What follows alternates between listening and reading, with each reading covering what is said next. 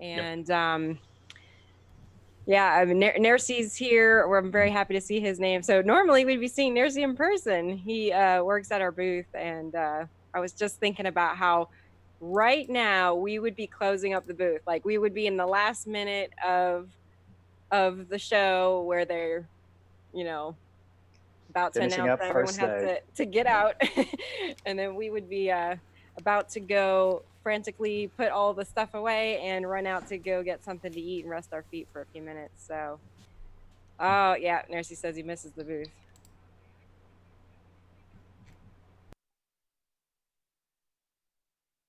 So right now they're chit-chatting. We're just about to head into the Meet the Designer panel.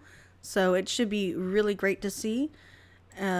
We do have a couple of different panels to choose from depending on how they're talking. So keep in touch and we'll see how this goes. Let's head back to the panel. Lines everywhere, and you know, it would have been fun. But next year maybe we'll drag Travis there. I'm gonna do my best. Maybe so. Looks like we got 23 people in. We have like 50 something that are supposed to be signed up. We'll give them a minute or two more. Yeah, it's now 7 o'clock actually. So. Yeah, just now 7. So I will remind people. I said it in the messaging tool, but to turn in your tickets, there should be just a little button like give ticket to host. If you can do that, that would be helpful. And also, we're going to go over some of the questions that were sent in ahead of time and kind of get the ball rolling. But then at some point, we will open it up to you guys to ask questions. You know, if you want to be on camera or by voice, you can also type your questions into the chat. But if you would like to speak on camera or via your microphone, you can raise your hand, and you can find that in the participants window. There's a little raise hand button, and then that'll alert us that you'd like to be unmuted. But besides that, I'm going to leave people muted so it doesn't get too noisy in here. So I guess we can get started chatting a little bit. So thank you for showing up. This is a very exciting day for us. It's actually been more fun than I even thought. But you know, normally we would be in the booth right now, and you could come up and meet Travis, shake his hand, get your game signed, or you know, have him sign one of the cards in your game or something. Unfortunately, we can't do exactly that. But I wanted to point out that on our website, if you go to meeplesource.com/GenCon online, you can see our virtual booth. Basically, Chris put that together. We have Wingspan in stock. We have information about when you'll be able to order Pendulum, which will be in just a few days from now. And anyone ordering from us on our website will get a card that's signed by Travis. So you can't sign your game like you would in person, but you'll get a card, and you could, you know, tape it to the inside of your game lid or swap it out with that exact card in your game. So somebody will get that lucky card. But frame it with your LeBron James rookie card. It'll be worth just as much money. I hope so. So we're trying to emulate it as best we can. And so again, it's meeplesource.com /GenCon online. And I'd appreciate you going there and taking a look. You know, Gen Con is our biggest event, our only actually con that we go to in the year. So, you know, all the companies that are there are taking a big hit. I mean, it's hard times for everybody, but we would really appreciate you coming by, at least seeing what we have there on the page. Also, I wanted to point out that we have a Kickstarter for Wingspan Meeples and Pendulum Meeples. We designed Pendulum Meeples for to replace the workers in the game, if you would like, and also Oceania expansion Meeples. We have 10 new birds for that. So if you would take a look, there's a link to it in our on our page, meeplesource.com /GenCon online. So that's my little advertising spiel there. And I guess I will start by introducing Travis and Richard. So Richard is my boyfriend, and he's been helping out at the booth for a number of years now, and all other MeepleSource things. Chris is actually on too. my brother and business partner, but he has no camera and no microphone. So he's just watching, but he's there. And of course, the star of the show, Travis Jones, who is one of my best friends. And Richard and I have been playtesting Pendulum for literally more than 5 years. We actually played it for 2.5 years before Jamie even saw it. And so we're especially excited about this, and that Stonemaier was the one to publish it, as it turns out, because we love this game so much. And we were looking forward to being there at Gen Con with you, but we're here. So we're going to give everybody a chance to hear from Travis. So I guess that's it. So if Travis, do you want to kind of give a little intro on your game for people who don't know anything about it, and then we can get into some questions? Yeah, sure. So there's lots of info out there, but for anyone who hasn't read up on it yet, so Pendulum, new board game from Stonemaier Games. It is a lot of different ways you could describe it. Let me see if I can get Jamie's tagline.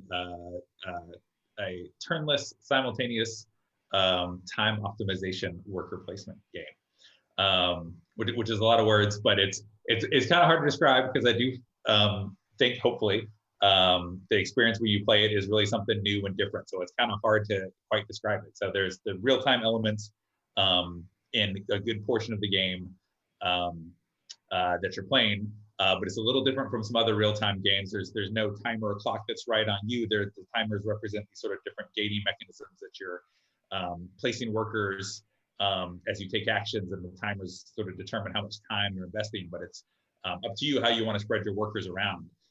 So while there certainly is some time pressure, it is a real-time game. A lot of the feedback we've gotten is that it does feel very different from a typical real-time game, and different from other kinds of Euro games. So hopefully you find that to be the case too. Really want to try to make something that was new and different, unique, and how it plays with time and how you get to manipulate the time in your own game. So hopefully it fits that bill, and also hopefully it's lots of fun, which is the main point. So yeah, thank you very much for everyone joining. Happy to have a chance to connect and chat about the game. I'm excited and thankful for everyone that showed up. All right, well, we'll get into a couple of the questions that were sent in ahead of time first, and then I'll open it up to some folks who want to ask you directly. But we have a bunch of people, of course, that asked about this real-time element, like how you came up with the idea. Why did you choose to do the sand timers and the real-time element? Do you want to talk a little bit about why that?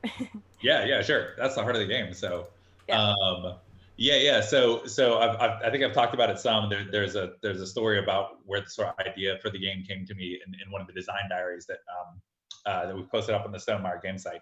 But it was after a long day of playing with some friends, some of which may be on this call right here, who can have a tendency to AP, or which is a term for analysis paralysis, meaning take a long time on your turn, which also applies to me very much. One thing I'm not sure if it came across in the design diary, I very much am prone to analysis paralysis as well. And it's not something that I necessarily dislike. I enjoy a good crunchy Euro game where I'm thinking so much on my turn and burning my brain. I mean, I don't enjoy as much waiting for other people to take their turn, but I love, like being most able of to us, think through a turn and sort of go down that rabbit hole and thinking a lot about the game. So the inspiration for the timers, and this is kind of what I mentioned describing the game, they're not there so that you can't think a long time. It really tried to do a different approach. The inspiration and the way, hopefully, that it comes across with the different timers, with you being able to choose what actions you want to take, is that rather than putting a limit on your time, it just makes you think about how you want to spend your time. And so it's not saying that you can't take a long time, but it just makes you think about the trade-offs for doing something where I get more time to think, or doing something where I get less time to think. So that's part of the inspiration of the game. And one kind of analogy that I use sometimes is the idea of this, the way you sort of are hopefully able to manipulate time in the game is like a traditional real-time game. I think of taking a game of chess and then saying, okay, now we're going to play chess, but with the timer you put on the table. Each player, smacks the top when they're done with their turn. So you have a limited amount of time to make your choices. It adds this time pressure. So the whole thought process behind Pendulum is, okay, well, what if instead of just putting a timer on the table, what if we put a timer on the table for chess? And then at the start, I say, hey, are you willing to sacrifice one pawn if you get 5 more minutes to think over the course of the game? And would you sacrifice 2 pawns for 10 minutes? And to provide, explore the space of how you can integrate time as an actual trade-off with other resources in the game. So that's what the real inspiration and the real idea was. So when the idea for the timers came to me after that long day of gaming the next day, it wasn't about how can I make it, Richard only take 1 minute on his turn. It was, could you make it where you are, yeah, which is for instance, that would be good too. But could you make a game where you get this feeling of constant engagement and you're making your own choices about trading off the time for when you get to go take worker actions? And so hopefully the feel that you get, and this is some of the feedback that we've gotten, is that you get this feeling of constant engagement, but it's not necessarily time pressure or stress. Buzzer's going to go off. Like I said, there is still some stress and some pressure. It's different from a turn-based game, of course. But it's also something different from a lot of other real-time games. At least hopefully that's the experience we're going for. So. Yeah, I agree with all that. And I just have to say though that something that just happened that's been bugging me this whole time. So I just have to say it. So with the game we just played, right at the end, when it's like the most crucial time, and I'm supposed to be, making my final decisions. I literally sat there with my grande worker, which I only had one.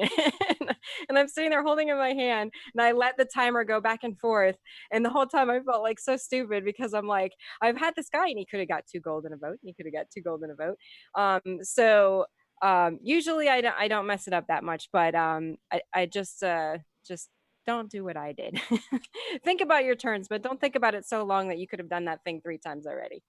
It was bad. Well, maybe there was a better move. That's the interesting trade-off. If there was, I never thought of it. People, and you think, can I come up with something better to do than just make this quick decision and get to goal? And that's the interesting muscle that the game hopefully works out. Is, does my instinct lead me right, or does it lead me wrong? And you try to develop that kind of instinct to make quicker decisions. Yeah, I should have just done what I thought in the first place, for sure. Yeah. So we had a question here about your BGG and Twitter name. So both are Turnkey Haggis. What does that mean? This is what everyone came to the designer panel for. I'm sure they did. It's very important. I want to know anyway. Yes. My BGG name and Twitter handle are Turnkey Haggis. So I wanted my BGG name and Twitter handle to be Turkey Hargis. I grew up in the South in Tennessee, and I loved going camping when I was growing up, and still went like in my 20s with friends. And we had this great place out in East Tennessee mountains that we loved to go, Savage Gulf. And you drive through these little towns, way out in the boonies to get to this park out there with part of the Appalachian Mountains. And we were driving out there one time, we passed this sign that said, it was like a election sign. It was like, vote Dwayne Turkey Hargis for sheriff for whatever county we were in. And growing up in the South, me and my friends were just like, I could not describe how perfect that name was as like quintessential Southern name. And I don't mean that in a bad way. I'm not trying to poke fun. Like, I grew up in the South. So it's like half ironic, but half genuine. It was just so, I don't know, it reminds me of like in Lord of the Rings.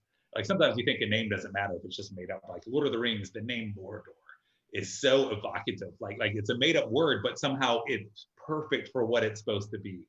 And so on the other side of that spectrum, Turkey Hargis was always like just this quintessential, like untouchable name with the essence of growing up in the South. And so when I made, but it was before the BGG name, I made my Twitter handle. And I went in, I was like, what should my Twitter name be? And I'd always use the name just for like other online names, like gaming, online video games, stuff like that. And I was like, oh, I'll be Turkey Hargis. So I go in and put it in, and it says that name is taken. And I was like, are you kidding me? Someone already has Turkey Hargis? So I Googled Turkey Hargis. And of course, I should have thought it was Dwayne Turkey Hargis, who was elected sheriff, those 10 years ago or 15 years ago, of course, had since got a Twitter handle. And then per the Google results, since become comptroller of this county. And then since was convicted of fraud and embezzlement of the county and then sent to jail for 10 or 15 years for embezzling funds. So, but he still had his Twitter handle, Turkey Hargis. Even though he's in jail. So I was like, So, should I be Turkey Hargis 2? But then I was like, I don't know, will he come out of jail and be like, who's this punk who took Turkey Hargis 2? Who does he think he is? So I was like, maybe I'll come up with something different. So I don't know, Turkey Haggis sounded really close and reminds me of the name that I really wanted. Really close, minus the shivving. So Yeah, that's a good call. Exactly. Okay. I think we have a question here. I think this was Dusty, maybe that sent the question. He says, some may know that Pendulum is the best rated game that has ever been at a Stonemaier Design Day. Did you leave that event that day with the knowledge that you and Stonemaier Games would be developing that title further? And how did that conversation happen? And was the intention going into Design Day to get your title signed, or was it just for, play testing and feedback? Yeah, that's a great question. So it's an interesting story. The game was getting close to where I thought it was ready to be pitched. And then the Stonemaier Design Day I'd signed up for because it just looked like a great event to go get some feedback. And I kind of thought, well, I don't know how Jamie runs it, and maybe if it does well, he might want to take a look. Although he says on the website, like, this is not a place to come pitch me because there'd be 70 people there. He wouldn't, he wants it to be an event where you can walk around and actually have fun and connect with people, which I totally get. So I didn't really see it as much of an opportunity for pitching. But I did want to try to submit it to him, and if he was interested, maybe he would want to chat with me. So I did reach out about submitting it, and as people may know, we're friends. So you've got a business relationship with Jamie. So I mentioned to you, hey, I think I'm ready to pitch this game. If you want to mention to Jamie, thought maybe I could leverage that connection some. Jamie was like, "No, I don't like real." Yeah, Jamie was like, no. He's like, no. And he was like, You can have him go to the website and submit it there. Yeah, so I was like, he was like, here's the submission form. And I think you told him a little bit about it. He's like, here's the submission form. I don't really like real-time games. I'm not going to be interested. Which is a lot of the reaction a lot of people have when they hear about the game. Was I've pitched it personally to people, I get that same reaction, and you can see that on the internet now as we unveil the game. A lot of people are like, wait, timers? No thanks, hard pass. Which I get, because timers are a weird mechanic that rub a lot of people the wrong way. But I think it's because people haven't gotten creative with ways to use them. And I always wanted to publish with Stonemaier Games because I think that Jamie has done some really cool, innovative stuff along those lines. Scythe is a game that always struck me when I first saw it. I remember seeing it at a game convention. It was out on this table, and I was like, oh, what is that huge battle map war game with mechs? Ameritrash thing. And then I sat down and played it at some point over the weekend, and I was like, wait, this is like a Euro engine building game. It took the the experience of war game on a map with minis and made it so different and so much more approachable for a lot of people who normally would not want to play that. And that's the same thing that sort of the dream of Pendulum is, to take something real time that a lot of people are like, no thanks, and then come at it a very different way and work around the rough edges to say, whoa, if you look at it this way and you structure the game this way, you can get a really different experience. So that's really what I was going for and hoping for, and so I thought Stonemaier would be great. But like I said, I would reach out and he was like, no thanks. And sorry, the story is getting longer than it should be. So I didn't think anything was really going to happen when I went up to Design Day. It was just another prototype, event to get some good feedback. And it was really just because it got such good feedback and it scored so well. Like, that was really it. Like, I saw Jamie over the weekend and he was like, hey, nice to meet you. But, he wasn't super interested in the game. I'm not trying to make him sound like he was rude. Like, he was very nice, and it was great to meet him. And he mentioned he'd stop by, and he did stop by for like 5 minutes while I was teaching or playing, just to check it out. But like I said, I don't think he had much interest, and it was because of the feedback and because it scored so high that really just made him have to stop and take a second look and say, whoa, wait a second. And he got a lot of buzz there. I think people were talking about it afterwards. And so that's what made him reassess. So to your question, Dusty, when I left Design Day, I had no idea that he would be interested. I was thrilled that it had done so well. And then when I saw the score next day, I was kind of like, well, maybe Jamie would rethink, but I really didn't expect that. And he didn't leave me with the impression that he was definitely going to be following up. But he did. He reached out over email a few days later, and so then things quickly proceeded from there. Well, let's open it up to, we have more questions that were sent in, but if anybody wants to ask a question directly, you can go into your participants panel and raise your hand, and we can unmute you, so you can do that. If you don't have to feel like you have to. We also could have you type your question in the chat if you want. And if nobody wants to talk, then I'll ask more questions that were. I see a chat question actually. Oh, you do? Okay. How did it? Yep. How did it feel when you got the email? I think I saw. Oh, yeah. When I got that email. Oh, that was great. That was cloud nine. I mean, I was, like I said, I was hoping Stonemaier would be interested. So when he reached out, that was very exciting. Yeah, I don't know how else to put it. I was dancing around my living room some. But at the same time, Jamie didn't reach out and say, hey, I heard great things. I'm going to sign your game. You know, he reached out and say, I heard a lot of interesting things. And he actually had a list of questions and concerns of you know, what do you think about this? Tell me about that. So it was thrilling and exciting. And I danced around my living room for about an hour. And then it was like, well, let's get down to business because he's not sold yet. And so there was still a process there of chatting with him about the game, my viewpoints on it, you know, some design goals and what I was going for. And we had a whole back and forth over email about it as he sort of thought through whether he was definitely interested. I should mention, when I left Design Day, it got such good feedback. One of the people who play tested it at Design Day knew another publisher that they put me in touch with. So I actually went home from Design Day with that contact and immediately was chatting with this other publisher, and they were interested, and I was trying to figure out how to mail them a prototype. And then Jamie emailed and reached out. And so then, and as I mentioned, I was really excited for Stonemaier. He was my first choice. So I sort of put the other publisher on hold. Once we sussed things out with Jamie and he decided he wanted to move forward, then I let the other publisher know. Any other questions? All right, Richard, you can keep an eye and see if people put up their hands. So you'll clue me into that. So we had a number of questions asking about like the original vision of the game and you know, how that changed. Of course, you know, we've been playtesting it with you for like 5.5 years. The first time I played this game was like 4.5 hours of timer flipping, this extravaganza it was amazing. I loved it so much, but of course over time it needed to get simpler, more streamlined, and shorter for mainstream consumption there. Yeah. So could you talk a little bit about that, and you know, what from the original vision made it into the final game, what kind of things got cut? Yeah, certainly. So it was definitely a long journey. As I think you mentioned in one of the design diaries, Pendulum was was the first game that I tried to design.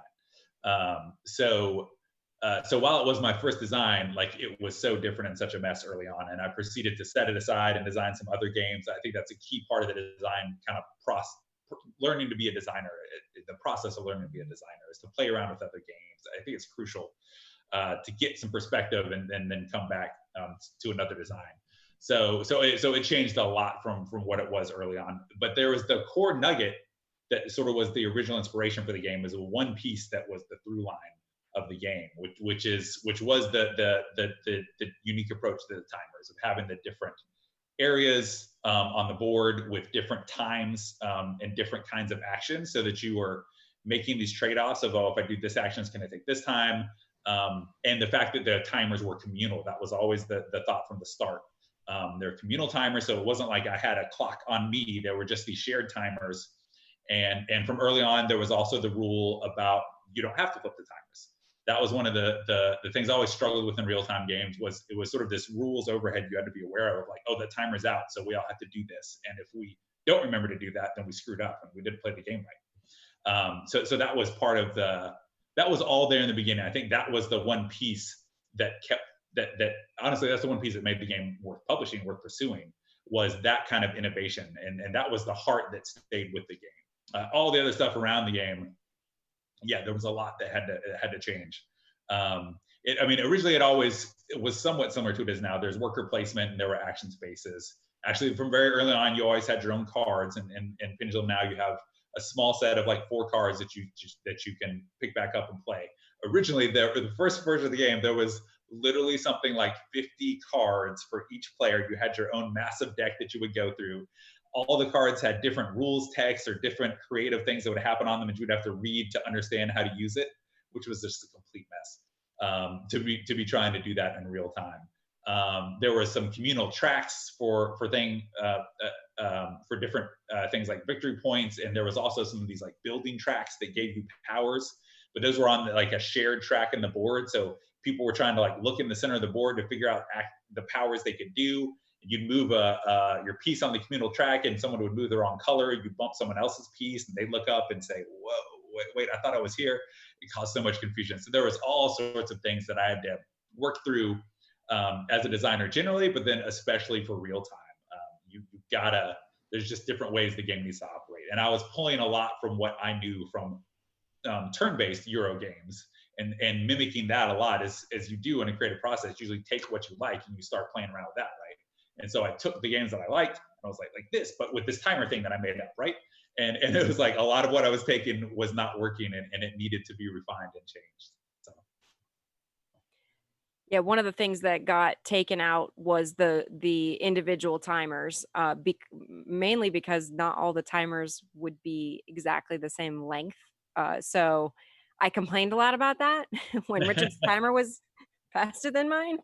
But truly that did need to go. But I wish there had been a way to keep it. I actually kind of like that. But a lot of people probably don't know this, but because I think Jamie's mentioned several times like that the theme was Roman when he picked it up, but the theme was actually fantasy in the beginning. In fact, the very first version or the second version I played, I can't remember, had magic in it. So I'm still crossing my fingers for like a future magic expansion.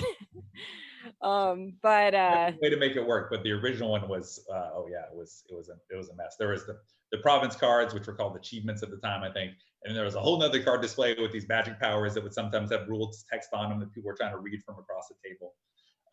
It was a mess. Although I should say, I think Richard actually liked the original game because it was so insane. It was so calming and peaceful. Yeah. It was like sitting in a peaceful garden. Yeah.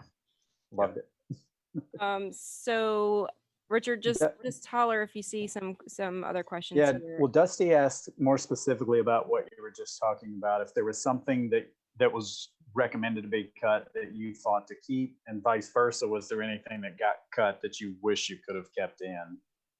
That was kind of along the lines of that last topic. Oh, that's an interesting one. Oh, let me think about that. I mean, I was really pleased with a lot of the changes that we made. And when I think of like things that got cut that I may have wanted to keep, I'm not sure this is exactly what you're getting at, Dusty, but I think a lot of the process once we signed the game and I was working with Jamie to develop it. So that was a whole interesting process to go through as a designer, because you've got your baby, that you think is so great in so many ways. And then you've got to work with someone else as they're prodding and asking questions saying, well, do we really need this or should we change that? And I knew that was part of the development process. So I tried to be very open-minded, but it's still difficult. You still get these attachments, it's just in human nature. And so Jamie would come with me with suggestions, and some that I thought were good at first, and some I would push back and say, well, that's going to change this and change that. Are you sure that makes sense? But he had some great insights and great things that changed over the course of the game. I think one we talked about in the design diary, it was Jamie first asking questions and pushing back on me that got us to change how the basics of an action worked. Where it used to be that you'd have to wait till the timer was done, and then once it came free, you'd pick up your worker, you'd take the action, and then while at the same time people were also thinking about what they would do with their worker. So it was a bit of a hot mess at that moment. And so it was Jamie that started asking questions of, can't they just do it during the timer? And I was like, well, you're supposed to spend the time doing the work. But as we thought it through, it works so much better and flows way better that way. So that was great. And then another piece I remember that Jamie had asked about and pushed on, the legendary achievement used to be something that happened during the council phase.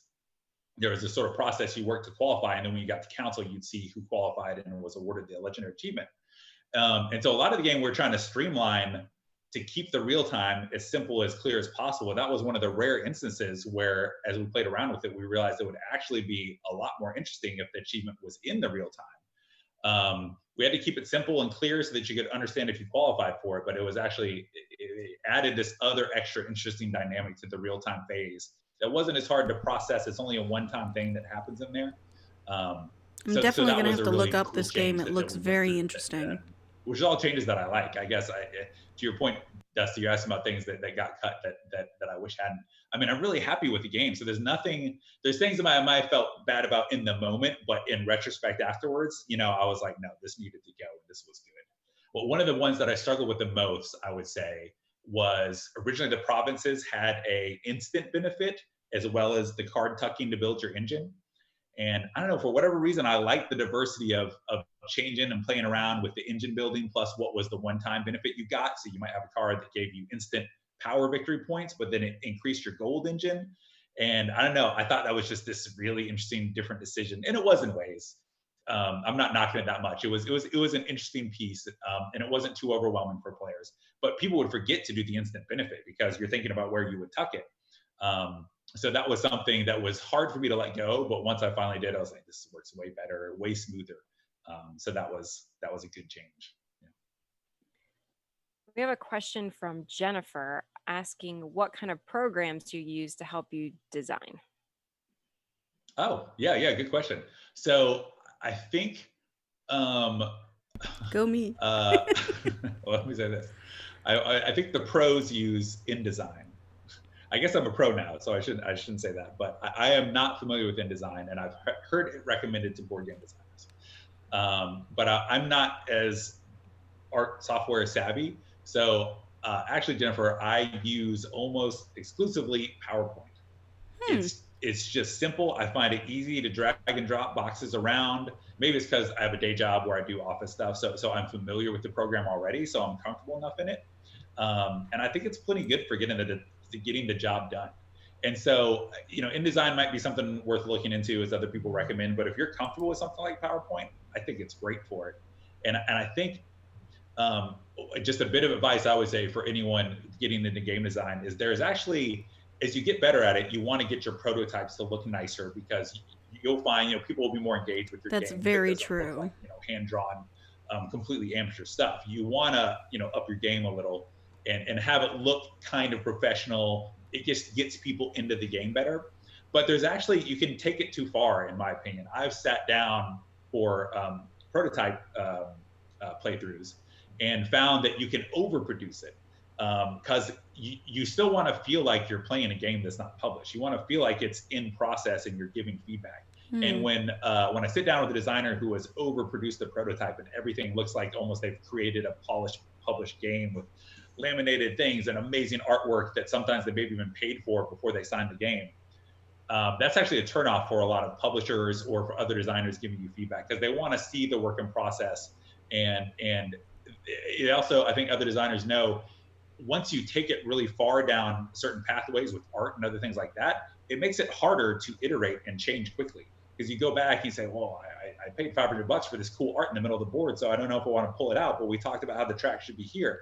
So it actually becomes an obstacle for you to design better. So you got to find a good sweet spot where you want it to look nice, but there's actually such a thing as getting it to be too nice. We have a couple more questions here. It looks like Kyle says, what was your process for capturing feedback, and how did you process the feedback you got, and how do you approach acting on it? Yeah, that's obviously a key part of design. You've got to listen and take in the feedback. I think one great bit of advice to tell yourself over and over again, because it's the kind of advice where you hear, but that doesn't mean you'll put it into practice. It's very easy to slip out of it. When you're getting feedback, try as hard as you can to shut up. You as a designer, there's always this impulse that someone says, well, I didn't really like this thing because I felt like I got this card and it was underpowered. And you want to say, well, yeah. But see, if you get that card and then you did this action space, you can see how it would combo. It would really make you powerful. Like, they don't need to hear that. It's your chance to get as much information as you can from them. And you don't need to push back. You don't need to explain things to them. They are giving you, what you want, which is feedback. As a person who's done a lot of playtesting, that's a very accurate You'll make people description. claim up some if you start trying to explain away their concerns. So just as much as you can, just be quiet, take it in. And then, of course, have a system for taking notes. Always make sure you've got a notebook handy. I prefer when you get to recording, but specifics, that's I just actually me. like just the handwritten notes. I wouldn't try to like type them on my phone or a computer. I jot down the main themes and ideas, not try to take down everything. And then I would go back and hammer out in a Word doc or like in my PowerPoint file and just put a little text box with notes later to think through, or to process the high level notes I jotted down. And then I would think through and sort of hammer out more further notes. And that's your chance to also process it. And that's a key part of it. I guess I don't have any hard and fast rules, but definitely when you're taking in feedback, you've got to know that it's a game where you're trying to read tea leaves and read between the lines. Playtesters are trying to be I like honest that about what they image. Read the experience, but tea it's not always leaves. the case that exactly what they're saying is the problem. They may say, "Oh, this felt too stuck and too stifled over here," but it may really be it's because this part of the game was driving them over there and they weren't looking at it the right way. So you do have to. There's a lot of thinking through the feedback. Don't just take it and say, "Well, a lot of people said that this card's overpowered, so I'll change this down," or "this mechanic wasn't fun, so I'll eliminate it." You do. That's part of the creative process is internalizing the feedback and thinking through where it might be coming from, and you've got to sort of do a creative kind of fact-finding mission and brainstorming of like what could actually be driving this. Is it what they say it is? It's something else. If I move this or change this, will that change the experience they're having over here? So that's a key part of the process, and that's just something you've got to spend time dwelling on and thinking about as you process the feedback. One thing as an observer from us, seeing the way that you designed this game and others, we've played 5 or 6 of Travis's designs many times. I can promise this is not going to be the last you're seeing of Travis because he has a lot of really good games that are in development, I guess, not with a particular publisher, but he's been working on for also some years. But Travis was always really good about, we'd get together for game night, we'd play it. He'd sit there exactly like he's describing with his notebook, asking what we thought about this, how we felt about that, taking notes, never criticizing what we said. And then we would see him like the next week and he would have a whole new prototype made. And he says, don't make it look too professional, but his were not professional, but he did a really fantastic job. I mean, the cards were on, thick foam board and the or in sleeves, and everything had actual art that was printed on I think semi-professional. I mean, it obviously wasn't a published game, but It was a it little was bit. fun to play. The art was usually just clip art, but The yeah, art was clip art, something to, but it was something to draw you in a little bit and feel like you're in the game world, but it wasn't. Yeah, it wasn't very nice art. yeah. But he took all of our suggestions and come back the next week with a lot of changes, and we play again. And so he was constantly changing it. He wasn't trying to convince us it was good as it was. I don't know that I played. I'm pretty sure actually I didn't play the same game twice. I don't think I ever did. Yeah, maybe at the very, very end, but like all the way up until like the last year, we didn't play the same game twice. Yeah, I don't think. It was a process of constantly changing. You can read about this online if you read from other designers talk about the process. It is a lot of work. It's something you have to be passionate about. You are not going to watch nearly as many TV shows or read as many books as your friends. There's so much of pop culture that I've missed out on because I spent my time working on games. You but can that's binge fine, it later because I love it and I enjoy it. And so you've got to have a passion for it. You've got to be ready for it to be a journey. Like hands down, I think, and I even thought this early on. I think I learned it over time, but a lot of early designers, you think you've got a great idea, you spit it out, you think, oh man, this is great. Here, I'll play. I get a little feedback on the balance, and 3-6 months from now, I'm gonna have this thing ready to go. And no, it is a long process. You've got to change, get more feedback, and change again. And it just takes time to refine something and get it to where people really want to play it and want to play it again. Well, that kind of ties into Matthew's question where he says, what did you learn in the process of creating Pendulum that you're applying or planning to apply to your other designs? And I think we've seen some of that in some of the other prototypes that you've played with us, where you're like, I learned this as I was going through this. So you want to talk about that? Yeah, absolutely. So I guess one thing that'll help give context there. So I never really wanted to be a game designer necessarily. I know when I first got into board games, I've always had this creative side, and I think about like how I would make a game, but I was never like chomping at the bit to become a game designer. Like I've played board games for years before thinking about really trying to pursue a design and design one. It was only because this inspiration with this different take on real time that got me to actually seriously pursue it. Because I know, I mean, there's a lot of games out there, and I love playing the new games, and I always thought it would be neat to make my own. But there's so many and so many cool games that I never was really drawn to it unless I thought I was going to bring something that could actually be a new kind of different experience. And so this is what got me in, and it's still what just obsesses my brain. It's this little niche that I found that I just love, and I'm so fascinated by, of different ways to try to get creative and innovative with how you use real time. So I do have other designs that I've made up and been working on that help feedback and input to how I approach Pendulum, and vice versa into those. But they're all sort of these different creative takes on real time. So I've got a lot of rules of thumb and other just kind of bits of knowledge that I've built up around how to make a real time game work, and how to streamline mechanics. While I say design process, the designing game is a long process, and it still is for other games now. But I can tell that I've gotten better at it. As you get more experience, you start to get a sense of the first draft in your mind. You're quicker to realize what's wrong with it, and come up with ways that, oh, this is how I need to streamline this, this extra layer that I'm thinking of is a step too far. And let me cut that out, and keep it at this simple level. It's still going to be interesting for players. So you do develop that muscle and develop that sense. I think the biggest thing that I've learned, designing the whole process of Pendulum to help with the other games, is that process, is the concept of putting yourself in the seat of someone playing your game that has not, or what am I trying to say? Putting yourself in the shoes of someone else other than you. As the designer of your game, you know so much more, and you're so familiar with the ins and outs of the game that you'll find that your brain will be interested and entertained with a level of decision making that is above and beyond what anyone else coming into your game will be comfortable with.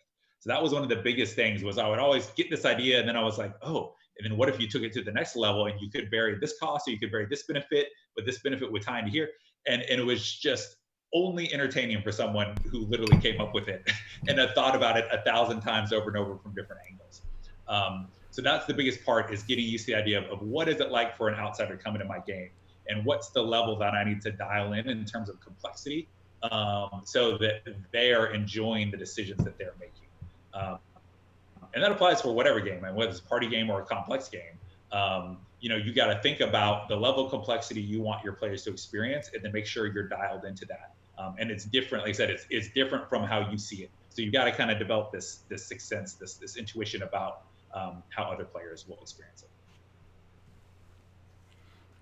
We have a question from Carol that I don't know if you know or are allowed to talk about, but I'll ask and you can say. Yep. She wants to know if you already have ideas, if Stonemaier decides they want an expansion. Is there any news on expansions in the future, or is that something that hasn't been talked about yet? Yeah, there's no official news that I could share or that I'm necessarily aware of.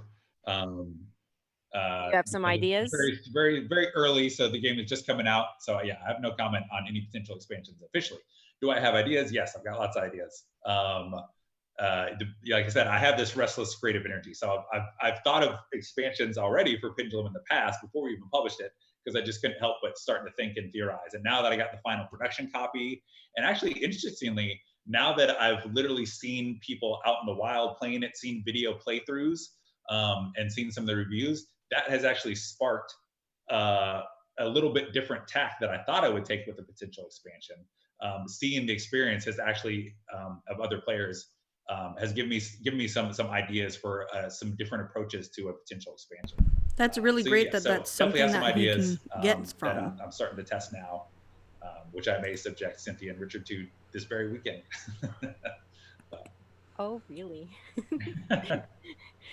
So when the other blind playtesters, they never sent you videos of them playing? Was it always just like a report We back? not do videos. We just got the written feedback and playback. So yeah, Oh. so the video playthroughs was a really cool experience for me to see other people. I would so just kind of record watching that. them play. I mean, of course, I got to do Like that half the with my fun own if you're a playtest group, so I'm just physically blind there. playtester. But it's just different. It's a little more exciting, you know, with me not being there to correct them or say, oh, have you thought about this? Or here's a strategy tip for you. You know, just to see people playing it all on their own and how they approach it has been really, really cool. I've actually enjoyed the time element gives this little bit of excitement to the playthrough that I don't normally get in watching a board game playthrough, because I can see the time ticking down. I can see a player, you know, make a move. I'm like, oh, you've got to go in that brown space. You got it. And then it's so exciting when like they realize it just for the timer flips, they get there. It's a fun game to watch. Of course, I'm biased because I made the game, but I find it a fun game to watch live. So. Yeah, I had the same experience when I watched the Before You Play folks. You know, I had never seen other people playing it. I had never seen other people playing it in a game that I wasn't in. So when I watched them play it and it got down to the end, I was watching it on my phone, you know, in bed before going to sleep, and Richard was reading or something, and and I was like, oh, oh no, she forgot to do this other thing. Okay, she fixed it. Okay, she fixed it. She's okay. Oh, I hope she remembers that this is what she needs to do. Oh, okay, she did. Okay. And I was just like all the way up to the end, like, and I turned to him at some point and I go, and he was laughing at me because I never watch playthroughs. I never watched. And it was that. all out loud. She was commentating the whole time, so all this was not inside her head. It was exciting. Yeah, I was like blah blah blah, and he's probably like, "Be quiet, I'm trying to read." But I turned to him and I was like, "No, it's a real nail biter," because it really felt like that to me. And I'm sure, like, I remember thinking at the time, if you didn't know how to play the game, it might have felt like confusing because they were both narrating what they were doing. Yeah. But as someone who knew how to play the game, it was a blast to watch it played for the first time when I wasn't in a game. So I was very excited about that, actually. So I can imagine that's how, well, you got to see us play all the time because you didn't always take place in our games. Sometimes yes, sometimes no. It looks like we have a couple more questions. We have one here. Did you do any self-promotion for the game before going to a publisher? And if you did, what strategies did you use? I did not do self-promotion, unfortunately, so I don't have a lot of advice there. I was always hoping to sign with the publisher to you know, handle all those details. I have a day job, so I never dreamed that I was going to like run my own Kickstarter or something like that. I was hoping to pitch the idea and get signed as you know, a normal designer with the publisher who would take care of all the rest of it. So I don't have a lot of advice on self-promotion there. I think, I mean, the bit of advice I would say when you think about approaching publishers is networking. That really is, it's kind of old school maybe in the social media age, but there is a lot to be said. Conventions, prototype conventions, or other gaming conventions, just sort of get to know people in the industry to sort of leverage a little bit of that face-to-face connection so that you have something to go off of, oh, hey, we met at, you know, we met at Gen Con or Geek Way to the West or whatever, you know, last year. And I've actually got this game that I was hoping you'd take a look at. You don't even have to mention the game when you meet them in person. Just having that little bit of physical connection, I think helps to just get people to stop for a second and say, oh yeah, it was nice meeting that person. Let me actually take a look at what they have to say. You know, there's just so many people trying to get in the industry. It's so competitive that any of that little personal face-to-face connectivity you can get, I think is a plus. So social media is great. You can leverage some relationships and build some networks that way. But I would say don't forget and don't undersell the going out to conventions and actually meeting people face to face. I've met so many people through Dusty conventions because of this way. About how you felt seeing the art for the first time. So Robert Leask did the art, and I know how excited I was the first time I saw a little piece of art. You must have been like 100 times more excited. No, it was I was blown away. I mean, Robert is he is so talented. I mean, it's fantastic. You can go to his Facebook page now and see all sorts of other art. I mean, it's just he's very talented, and I just love his style. It's so evocative and so I don't know what's the word. It invites you in. I mean, I can just sit there and just sort of like flip through the province cards, just look, you know, not playing the game, just outside of it, just to enjoy the art. It is so cool. So yeah, I was blown away. I love the character art too. And Robert had, as I think James mentioned, he had a big hand in the backstory of the world, and the lore and everything. So he had thought through a lot of this, a lot of the story to go in with the characters and places in the world and in some of the story, which made the art all that richer. You could tell that he sort of had this unifying idea. So that was, yeah, it was really cool to see. And I was really happy with how it all turned out. I think I remember you saying before that the character art, um, well, and the backstory, I guess, for the particularly maybe the advanced characters came from, at least in part, from the story that he had kind of developed behind some of the characters. Is that true? Or Yeah. So he helped come up with some of the backstory of the world, but then also some of the backstory of the characters. And I'm trying to think. There was a little back and forth with us as I was trying to think through some of the details of the advanced characters. Those really kind of try to tie into the character's backstory. You know, like the Mesoat, the pacifist. It doesn't get military resources at all, and the Red Production doesn't set to make a military. You just conquer a province through your force of will, through your charisma.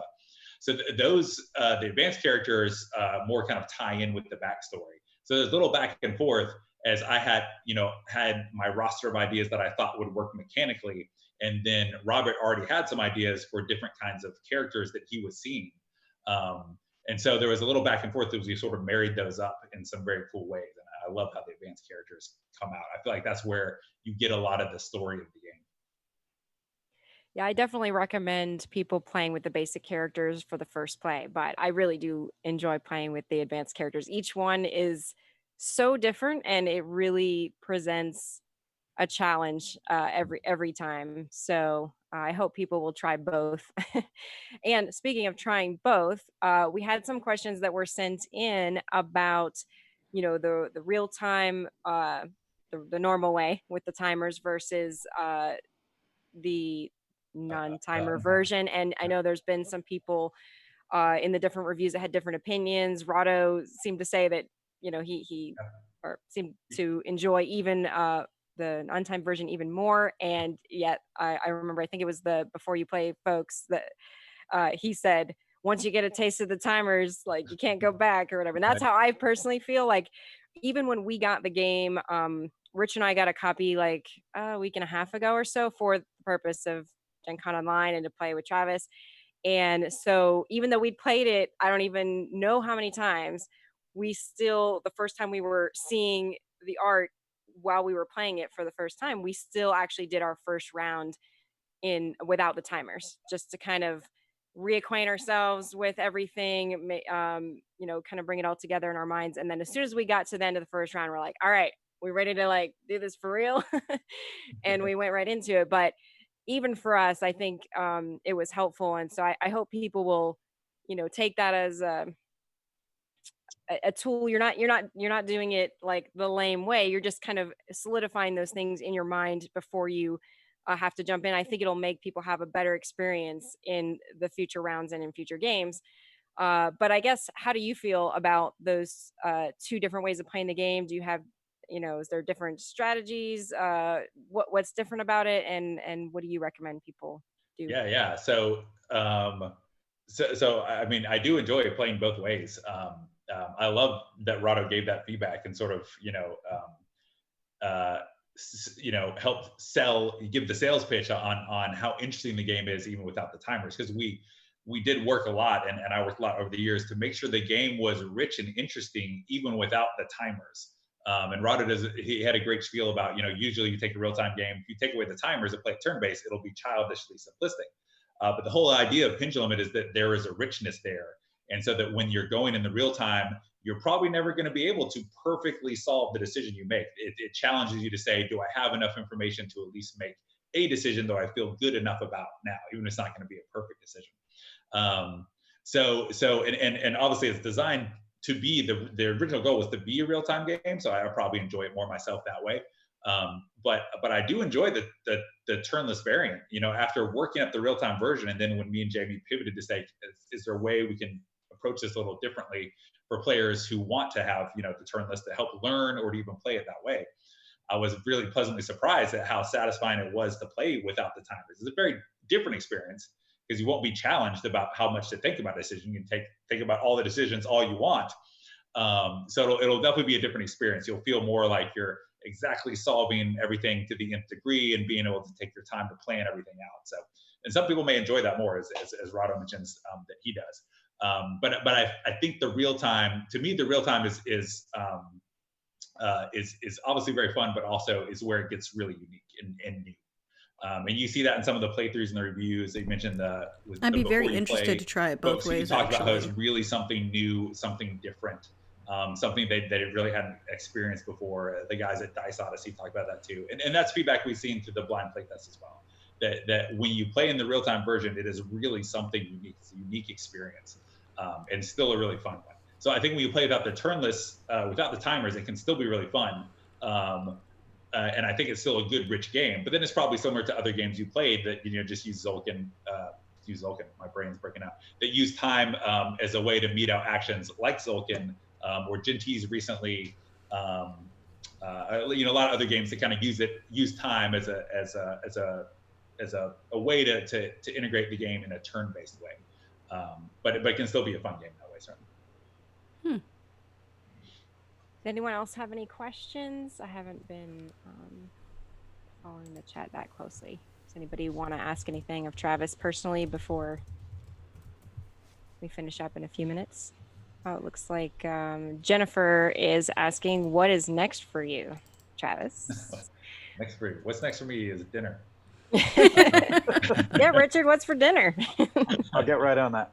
We haven't actually figured out dinner yet, but chicken. That's nice. Yeah. That's actually probably true. But probably is chicken. Yeah. But no, I appreciate the question, Jennifer. As I mentioned before, I do have other designs that I've been working on and things that I want to pursue. But I have no official news that I would share right now. But always working, always designing. I can't help but be interested and have my brain playing around with things. So I've got other designs that I think are pretty close to pitchable, and so hopefully some of those will work out. Awesome. All right. It looks like we have a couple other ones that were sent in that I didn't get to. So we also have a few in the chat too. So okay, you can go ahead and read one there if you see one. Sure. So we just had the question: what Stonemaier game would you say that if you like this Stonemaier game, then you will like Pendulum? This might be a tough question. So different, really. It's a little bit of a narrow set, but that's a very interesting one. I would say of the Stonemaier collection, I think I would go with Scythe, because I think the story that I told before, where it's a game where you take a concept that you think works a certain way, like the war map with minis, and then it ends up working very differently. And it's this little pleasant surprise, and it's this mix of different styles that you normally don't see mixed. So I think while the styles in question are different from Pendulum, you still get that experience, and I think something that feels so unique and new, which is why I think Scythe was so successful, was something really different and really cool that just hadn't been done before. Yeah. I think that's something that Jamie is really good at. I mean, I've said before, like, we've been working with Jamie for a few years now, but before that, there was the Scythe Kickstarter. I didn't even back it. I looked at it and I was like, minis, hard pass. And I don't like that phrase, but busted. No, I really was not interested whatsoever, and it wasn't until everyone was talking about it. This isn't any other game that has minis. It's not like any other game, and it's one of my favorite games. I mean, it's definitely a top 10 for me. I bring it to every convention, and Scythe is still one I haven't played. Really it's on my list, a very long list. Taking something that people think that they won't like and making it something that people love. So I'm really excited that you got to publish this with him, and that there's so many Stonemaier fans that trust him enough that they'll give it a shot, and I think people will be very pleasantly surprised. It does seem to be a common thing that people say. So we are almost at the end of the time here, and we are not going to I think we could stay around for just a couple more minutes. unless Richard and Travis are starving, answer a couple more questions. But in case anyone has to leave, because I know that you probably have other events and stuff like that as well, I just wanted to thank you for being here and say I won't be offended if you if you leave, but This is feel actually free going to to be stay where if you we're wanna going to stay for step a couple off more because we got to minutes. head over to our next And panel. thank you for being with us. Chris and myself and Richard and Nercy. I saw Darian in there. David Satterfield. Dave's here. Yeah, Manny. Dave's here. Okay. Yeah, Manny. We have a lot of our. Well, we're going to head off to our next panel, so we'll catch you in the next couple of minutes.